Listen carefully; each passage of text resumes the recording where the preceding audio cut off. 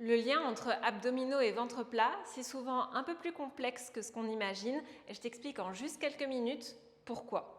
Alors oui, bien évidemment qu'il y a une première chose qui rentre en jeu, c'est l'hygiène de vie. Donc ton alimentation, l'activité physique que tu as, que ce soit sa quantité, le type d'activité physique, etc. Oui, ça va jouer un rôle dans le ventre plat, mais ça on le sait déjà tous. En revanche, ce qu'on sait moins, c'est que le type d'abdominaux que tu vas faire pour te renforcer et chercher un ventre plat va énormément jouer. Typiquement, on a souvent tendance à imaginer des abdos type crunch, où on vient rapprocher le buste du bassin et où le ventre, on le voit assez bien, va sortir et pousser et vers le ventre et vers le périnée et même parfois vers le dos. Donc souvent on va penser des crunchs, des levées de jambes un peu comme ça, hop, hop, on va mettre des gros coups des abdos vers l'avant et vers le périnée.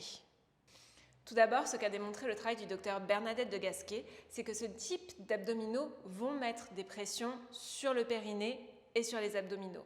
Ça va avoir plusieurs conséquences, comme par exemple créer des hernies, des douleurs dans le dos, des douleurs au niveau du plancher pelvien, du périnée, parfois des choses un peu plus gênantes comme des fuites urinaires.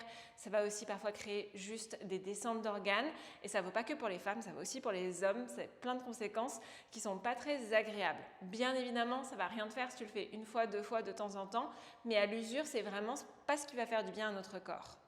Ensuite, l'effet galbe et guêpière que l'on cherche pour avoir un ventre plus plat ne va pas venir des grands droits qu'on renforce avec ce type d'exercice, mais du transverse et des obliques. Ça veut dire que oui, les abdominaux vont avoir un rôle sur le ventre plat, oui, ça participe au ventre plat et à la forme du ventre. Pour autant, ce que tu veux, c'est cibler en priorité les obliques et le transverse. Et si tu travailles les grands droits, c'est aussi important, mais les travailler dans leur longueur et pas dans une position où on est raccourci. Donc ça veut dire qu'on va utiliser des exercices spécifiques pour cibler les obliques et le transverse. Et quand tu travailles les grands droits, tu veux vraiment le faire dans une position allongée comme une planche et encore pas n'importe quelle planche, il faut s'assurer que c'est une planche qui est bien en longueur. J'ai des tutoriels pour ça.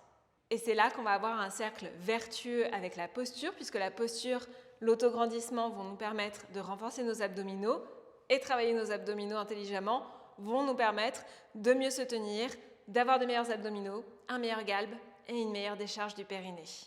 Si jamais tu veux aller plus loin, j'ai un programme pour les abdominaux, le périnée et la posture qui sort dans une semaine. Tu as le lien juste en dessous. J'ai une semaine d'essai gratuite et des tarifs réduits pour les personnes qui en ont besoin. Si jamais tu veux des exemples d'abdominaux qu'on peut faire, tu peux regarder cette vidéo et cette vidéo. Et si jamais celle-ci de vidéo t'a plu, la meilleure façon de me soutenir, c'est de liker, partager et continuer à regarder les prochaines vidéos. Et je te dis à très bientôt.